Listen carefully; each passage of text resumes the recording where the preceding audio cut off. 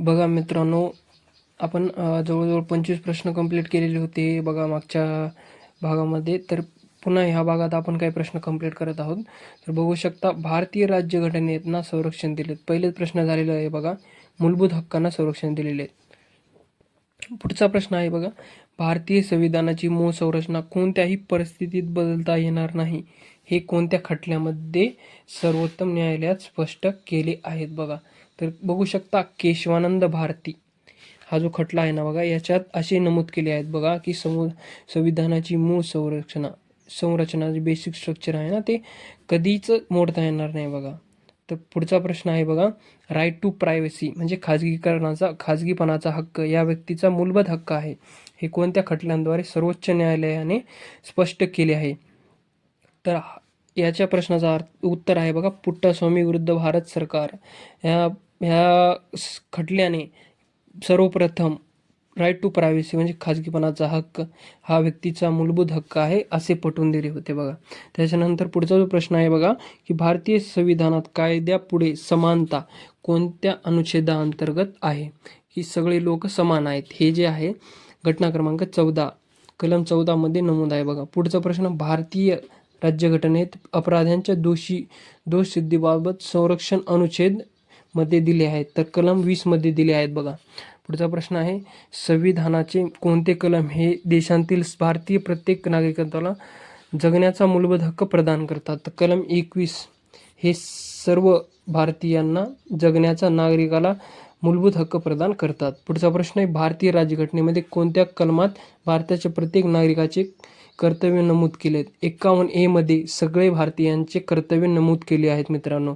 खूप महत्त्वाचा प्रश्न आहे. नाशिक ग्रामीण 2024, अमरावती शहर पोलीस 2024 आणि इतर खूप परीक्षांत हा प्रश्न आलेला आहे बघा. पुढचा प्रश्न मित्रांनो, भारतीय राज्यघटनेचे कलम 51A कशाशी संबंधित आहेत. आत्ताच बघितलं आपण, 51A जे आहेत ना, ते मूलभूत कर्तव्य याच्याशी संबंधित आहे मित्रांनो. पुढचा प्रश्न बघा, बेकायदेशीर अटक व स्थानबद्धता यापासून संरक्षणासाठी सर्वोच्च न्यायालयाकडे कोणत्या घटनात्मक तरतुदीनुसार दाद मागता येते. तर हॅबियस कॉर्पस या स्थानबद्ध घटनांनुसार सर्वोच्च न्यायालयामध्ये दाद मागता येते बघा.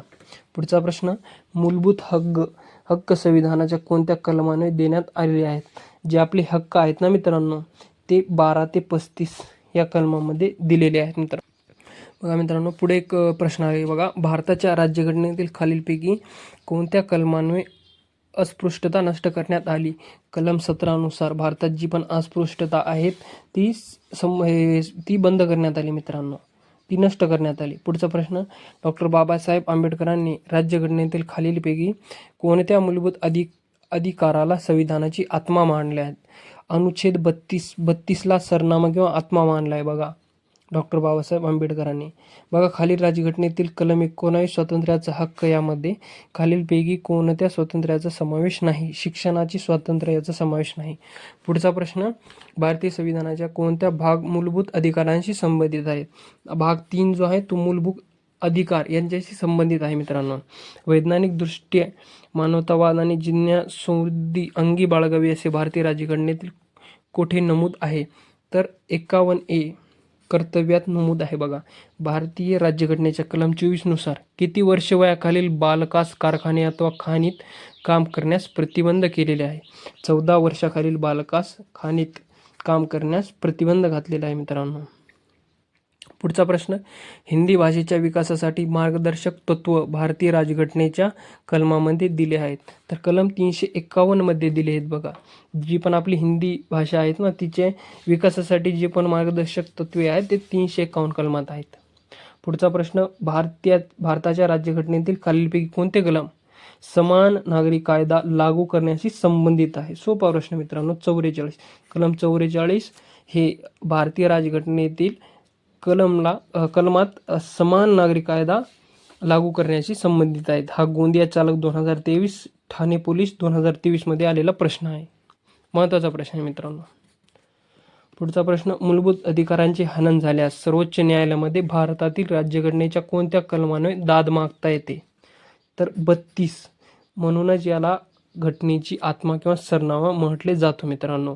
तर मूलभूत अधिकारांचे हनन झाल्यास सर्वोच्च न्यायालयामध्ये भारताच्या राज्यघटनेच्या 32 कलमानुसार दाद मागता येते. बघा मित्रांनो, भारतीय राज्यघटनेत मूलभूत कर्तव्य कोणत्या परिच्छेदमध्ये विस्तृत आहे? 51A मध्ये आहे.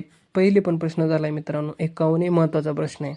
भारतीय राज्यघटनेतील नागरिकांना मूलभूत कर्तव्याची तरतूद कोणत्या देशाच्या राज्यघटनेवरून घेण्यात आली? तर USSR या देशाच्या राज्यघटनेतून घेण्यात आली. USSR जर्मनीचे वायमर आहेत मित्रांनो. पुढचा प्रश्न, नैसर्गिक पर्यावरणाचे बाब भारतीय संविधानाच्या कोणत्या भागामध्ये समाविष्ट आहे?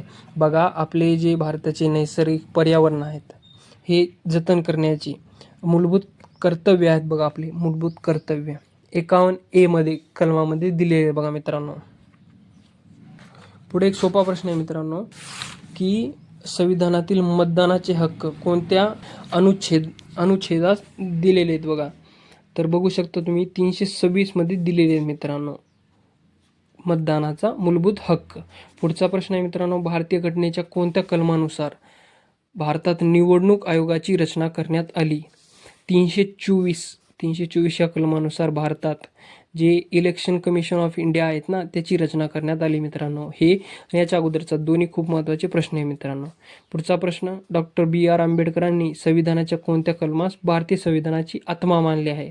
बघू शकता, कलम 32ला आत्मा अगोदरच घेण्यात आलेला आहे मित्र प्रश्न, की बेसिक म्हणजे नॉर्मल आपली हनन झाली, कर्तव्याची हनन झाल्यास आपण सर्वोच्च न्यायालयात कलम 32 नुसार दाद मागू शकतो, म्हणून याला संविधानाची आत्मा असे संबोधले आहेत मित्रांनो.